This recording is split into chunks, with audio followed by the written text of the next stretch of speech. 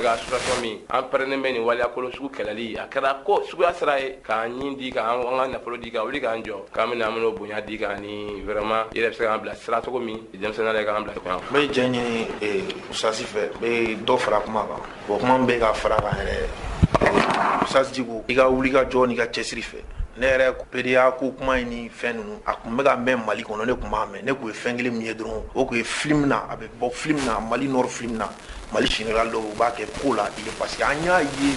bi Mali kɔnɔ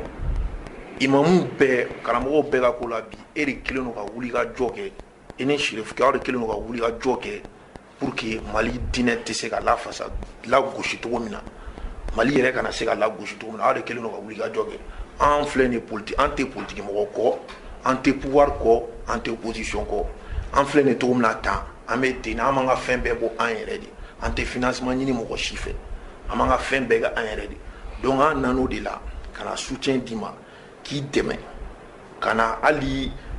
kana miiri kɔfɛ foyi la an kɔni bɛ yen k'i dɛmɛ pour que nin silamɛya diinɛ lagosili ani diinɛ yɛrɛ bɛɛ la parce que gɔdinɛ ye ka diinɛ bɛɛ de lagosi diinɛ foyi t'a fɛ donc an bɛ yan k'i dɛmɛ o canal kɔnɔna la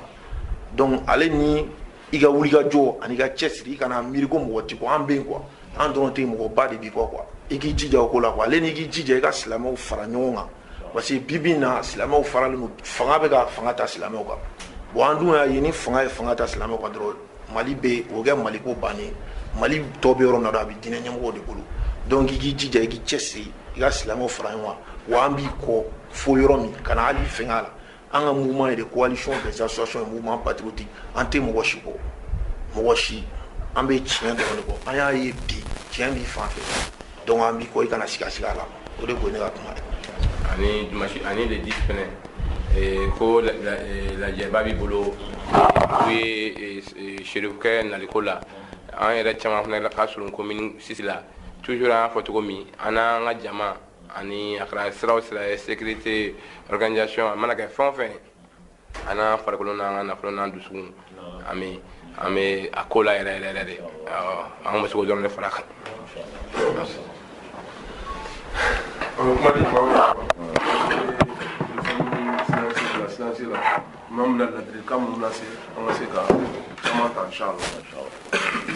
اللهم صل على رسول الله ala k'an bɛ sago ni baarakɛɲɔgɔn ale ye Isaka Onjim il est chargé de communication na bon n ka porte-parole fana don Imam Abubakar Dukure ale bɛ bureau exécutif la au conseil la chargé de jeunesse la ani Badara yɛrɛ min bɛ yan a b'o dɔn an bɛ Ala fo ka tila ka Ala fo ka barika da Ala ye ka Ala fo parce que an bɛ jamana min kɔnɔ jamana in jamana barikalen don kuma in tɛ kuma gansan ye kuma in ye hakika de a ka ye aw ɲɔgɔn denmisɛnninw aw si bɛ yɔrɔ min na bi nin ɲɔgɔn na hakili ɲuman o ka kɛ aw la o b'a jira k'a fɔ ko jamana in duwawu b'a kɔ hɛrɛ b'a la n'o tɛ ne min bɛ ka kuma anw peut-être an tɔ man ca bilen anw bɛ wuli ka jɔn ni girin ka jɔn min na o tɛ anw yɛrɛw ye bilen ko in y'aw de ta ye an bɛ hami ni maa minnu ka sini ye o ye aw de ye parce que plan min n'a ɲɛsinnen bɛ jamana in na ani complot min n'a ɲɛsinnen bɛ anw ka jamana ma pour que ka détruire à long terme o baaraw de bɛ sen na ka denmisɛnniya k'a yɛlɛmɛ k'a kɛ yogoroya ye drogue dulɔ kojugu fɛn minnu bɛ hadamaden yɛrɛ si latunu k'i ta tiɲɛ k'o dama de nɔgɔya denmisɛnninw ye denmisɛnninw ka kan ka former yɔrɔ min na ka dilan yɔrɔ min a ka kɛ maa ye a ka kɛ sini mɔgɔ ye min b'a yɛrɛ nafa k'a ka du nafa k'a ka kabila nafa k'a ka jamana nafa k'o yɔrɔ détruire o ye kalanyɔrɔ ye jamana in b'o situation de la bi jamana in situation tiɲɛ yɛrɛ la n y'ala ka hinɛ tɛ makari ko don parce que nin ko in na aw yɛrɛ ka sigi ka hakili jakabɔ kɛ k'a dɔn ko min bɛ sen na nin ye jamana halaki de ye o ka jigin aw kɔnɔ o t'anw nɔ ye o ye ala de nɔ ye parce que barika min bɛ jamana in kɔnɔ ani hinɛ min ni ala y'a don jamana in kɔnɔ o de kosɔn aw ɲɔgɔnnaw bɛ sigi ka miiri nin ko in na an minnu ka kan ka miiri nin na ka hami nin na o ye jɔnniw ye ala ye jamana kalifa maa minnu ma minnu ka kan ka aw protéger ka baara ɲini aw ye ka sigi ɲɛsini k'a bila aw ɲɛ o de yɛlɛmana bi jeunesse tɛ dɔwɛrɛ ye c'est un instrument qu'on exploite ni élection surunyana o bɛ aw wele t-shirt bɛ di thé bɛ di fɛn wɛrɛw bɛ di mɔgɔw bɛ kule ɲɔgɔn fɛ b'a to ni hakili bɛ bɔ ɲɔgɔn fɛ o ka bɛn nɔgɔya aw ye pourvu que olu ka se ka u ka ɲinifɛnw sɔrɔ minnu bɛ kule olu denw t'a la aw de don u denw bɛ Canada dɔw bɛ Turquie dɔw bɛ yɔrɔ wɛrɛ u ka étude baw kɛ n'u nana u ka sɛbɛn de bɛ lajɛ ka u t'a lajɛ o b'a sɔrɔ a furancɛ ka jan est-ce qu'on va employer encore c'est ça le complot min kɛra mɔgɔ wɛrɛ ma complot in kan na dɛ jamana yɛrɛ ye maa minnu kalan k'u former ka impôt fara ɲɔgɔn kan k'u bila ka taa u ka taa kalan kɛ Faransi u ka taa kalan kɛ yen fɛ o tigilamɔgɔw de nana ka tila ka kɛ jamana jugu ye o de y'anw ka problème ye a kuma fɔ ka go mais o de ye jamana in hakika ye nin kuma in ka kan ka fɔ aw ye je ne mettrai pas de gants en vous parlant parce que min bɛ n dusukun na ni min bɛ n kɔnɔ fo n ka o fɔ aw ɲɛna c'est un message parce que n bɛ yan bi t'a dɔn sinikɛnɛ n bɛ kɛ yɔrɔ min mais ni n ye aw sɔrɔ jeunesse min bɛ n dusukun na fo n k'a fɔ aw ɲɛna o complot de kɛra nanzara ye complot min kɛ o de ye minnu yɛrɛ ka kan ka anw bilasira an denw ani an dɔw olu de yɛlɛma ka kɛ mɔgɔw ye minnu juguyara ni nanzara ye vous êtes des millions minnu bɛ nin lahalaya in na sinon potentialité bɛɛ bɛ jamana in kɔnɔ fɛn o fɛn n'o ye sɔrɔ ye ni hadamaden ka kan ka yiriwa n'a ye a bɛɛ dɔ b'an fɛ yan mais n'i ye fɛn o fɛn sɔrɔ n'i ma mɔgɔ ɲɛnama sɔrɔ i ma fɛn sɔrɔ c'est pour ça la ressources humaines ale de ɲɔgɔn tɛ yen a ɲini dɔrɔn ka denmisɛnninw k'olu tiɲɛ a cɛ n'a muso bɛɛ o de ye balawu ye n'o de kɛra o tuma jamana avenir t'a la on peut pas parler d'avenir pour une famille pour un clan pour un pays a bɛɛ avenir ye jumɛn ye n ko a denw de don n'o denw ma former ka ɲɛ n'o denw ma bilasira n'o denw ma éduquer n'o o denw dusukun ɲuman t'o la min u k'a dɔn u ka kan k'u jɔ u faso ye a jamana bɛ kɛ cogo di jigiya fɛn o fɛn ni jamana kun y'a ta k'a ɲɛsin u ma u bɔra jigiyaw kɔrɔ n'o tɛ mɔgɔ caman bɛ yen génération na minnu fɛn min fɔra an ka démocratie kɛ an ka révolution kɛ an ka nin kɛ an ka nin kɛ olu bɔra la jeunesse est sortie mais ni ka ɲɛsin bɛrɛdɛmɛw ma ka ɲɛsin fɛnw ma pour qu'il y ait changement parce que mɔgɔw kun dalen b'a la k'a fɔ ko changement don mais effectivement changement kɛra nka changement jumɛn de kɛra pour que jamana ka piller ko kura jamana ressources ka k'u sago ye fɛn min bɛ sɔrɔ jamana kɔnɔ a bɛɛ ka k'u kelen ta ye la majorité du peuple olu bɛ dans la misère kalan tɛ yen furakɛli tɛ yen sécurité tɛ yen foyi tɛ jamana kɔnɔ bi an yɛrɛ bɛ maa minnu eli an b'o fara ɲɔgɔn kan u bɛ na u bɛ ballon di aw ma u bɛ coupe da u bɛ nin kɛ u bɛ nin kɛ pour que ka mɔgɔw distraire u bɛ eli u bɛ taa assemblée la olu de bɛ taa nafolo in ka voté o ka budget di u yɛrɛw ma des milliards dɔ bɛ di gouvernement ma dɔ bɛ di nin ma dɔ bɛ di nin ma mais le pauvre paysan qui est là minnu ye jamana majorité ye mun bɛ d'u ma bi hali sécurité t'u bolo u ka se ka ci kɛ u ka se k'u ka misiw gɛn k'u ka baganw gɛn u ka se ka ci kɛ u ka se ka taa ka na u ka lɔgɔ jɔ u ka taa ka na ka suguw jɔ ka na ka dɔ sɔrɔ o yɛrɛ jamana dɛsɛr'o la a dɛsɛ a bɛ ka na fɔ a donna Bamakɔ bi ka insécurité dɔ yɔrɔ bɛɛ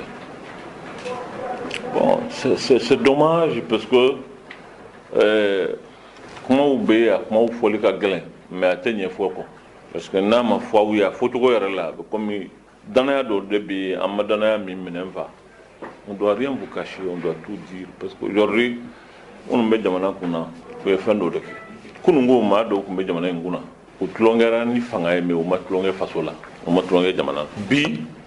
maaw u ma tulonkɛ fanga la nka u tulonkɛra jamana na ni magara fanga la dɔrɔn u bɛ wuli k'u jɔ n'o bɛ se k'i si latunu u bɛ si latunu mais jamana ni min ka di jamana ye a ka kɛ ten c'est extrêmement grave voilà kununko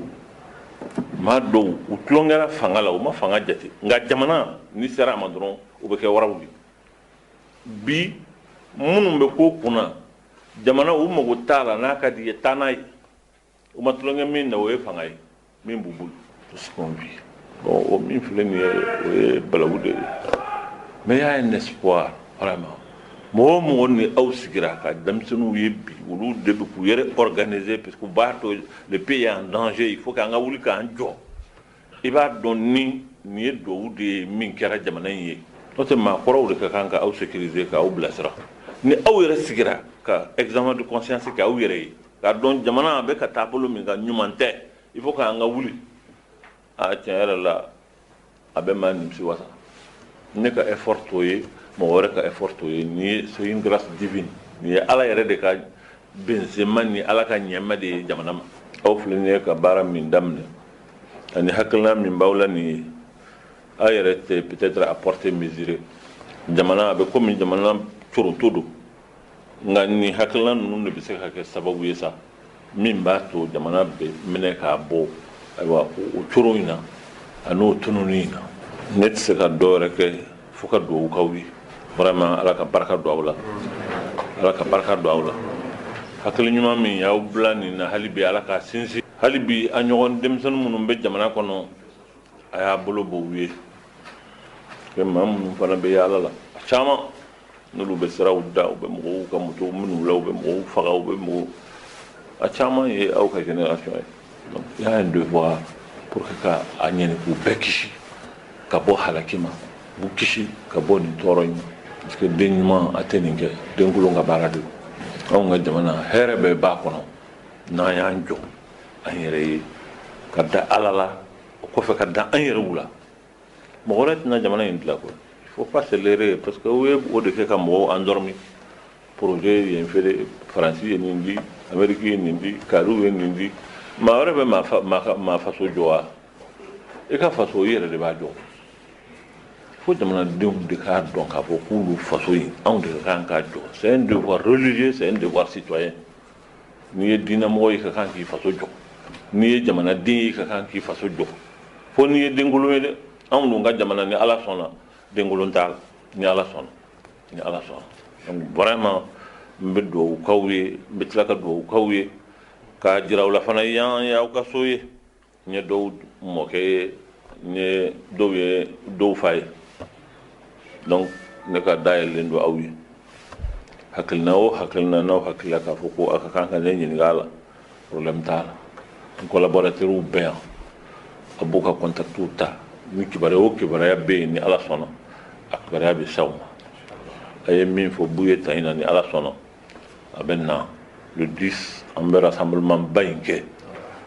a kɛ kun fana k'o fɔ mɔgɔw ye an bɛ taa d'abord ka taa an kule ala la pour que ala ka jamana in mago to il y a assez de sang joli caman bɔnna ni caman bɔnna tɔɔrɔ caman kɛra an ka kule an faralen ɲɔgɔn kan ka ɲini ala fɛ ala ka an ka jamana épargner an yɛrɛw jamanadenw ala ka barika d'u la ala ka barika d'u la ala ka barika d'u la an bɛn'o de ɲini ala fɛ jamanadenw ala ka barika d'u la hakili ɲuman ala k'a d'an ma pour que tiɲɛni min bɛ jamana in kɔnɔ a ka dabila ala wele kun y'o ye ni ala sɔnna